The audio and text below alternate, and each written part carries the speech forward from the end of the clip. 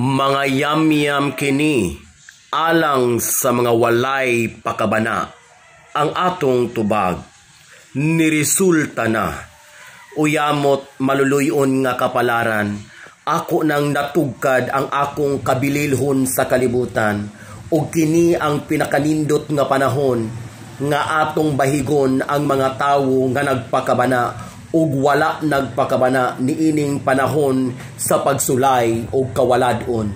Ang atong tubag niresulta na, atong sugdan sa imong mga barkada, hain naman ang imong pirming kadyam o kakuyog sa una.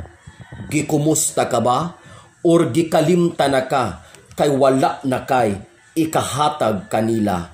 Ang atong tubag niresulta na, atong subayon ang mga maanindot nga kagahapon, sa dihang imong giapod-apod ang imong mga grasya sa tanang nangayo sa imuha, mga tawong imong gitagaan sa sobra-sobra nga pagpangga. Aduna bay misan usa nga milingi kanimo aron siya napod ang mopaambit sa iyang grasya? Ang atong tubag niresulta na, sa imong dakong kaayo misan og wala kay kwarta, apan kinasing-kasing ang imong pagserbisyo kanila, tibuok kusog ang imong gigasa para sa kaayuhan nila. Karong panahona, imo bang natagamtam nga adunay nagmahal nga higala? Ang atong tubag niresulta na, kanatong mga wala na'y panginabuhian ug hubas na ang kwarta sa panudlanan, nga mauunta ang tigpakaon ug mubuhi sa ginikanan. Wala ka ba buybuya o padungga sa masakit nga pulong, kay karong panahona wala na kay kapuslanan?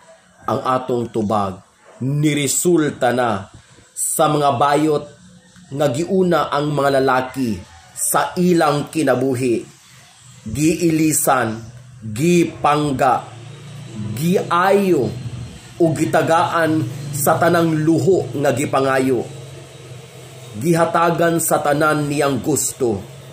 Aduna bay misan usa nga miparamdam sa imuha, or misan moingon na lang, dali tilwi ko nga libre ra? Aduna ba? Ang atong tubag niresulta na, sa mga babayi ug lalaki nga jirjiray giapas sa matag usa. Karong panahona ang pinakadanlog nga panahon nga matintal ka sa imong pagkabigaon ug pagkaulagon.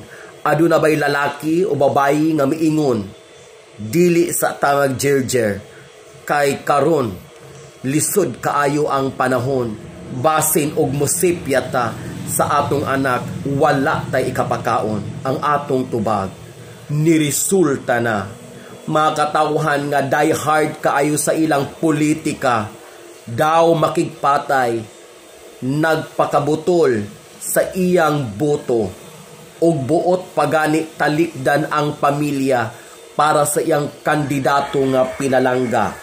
Karong panahona, aduna bay kandidato nga mitunol kanimo og tabang og ayuda? Ang atong tubag niresulta na, sa mga tawong sobra kamaayo ngadto sa uban. Karon ang panahon nga imong bation ang tumang panghinayang, labi na og ang mga tawong imong gituhuan nga makatabang, pero igo ra di ay kang gitalikdan. Ang atong tubag niresulta na, sa mga tawong mapahimuslanon, mga tawong gihuna-huna ilarang mga kaugalingon, mga tawong mihurot sa mga hinaguan sa uban. Karon wala ka ba na konsensya sa mga tawong imong gitutuyan sa grasya nga nagkalisod na?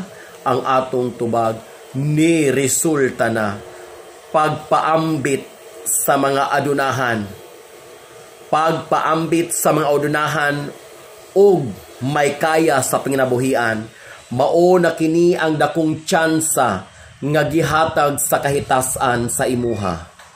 Tsansa nga misan gamay kusi sa imong bahandi, makapaambit ka ngadto sa imong mga igsuon nga naa sa kalisod karon ang atong tubag. Niresulta na, pamalandong, unta kitang tanan magpakabana sa atong isig katawo, aron misan unsang pagsulay ang atong matagbuan, ato gihapong malabngan gamit ang paghigugma o pagpakabana ngadto sa uban. Ang pagpakabana importante kaayo para kanatong tanan.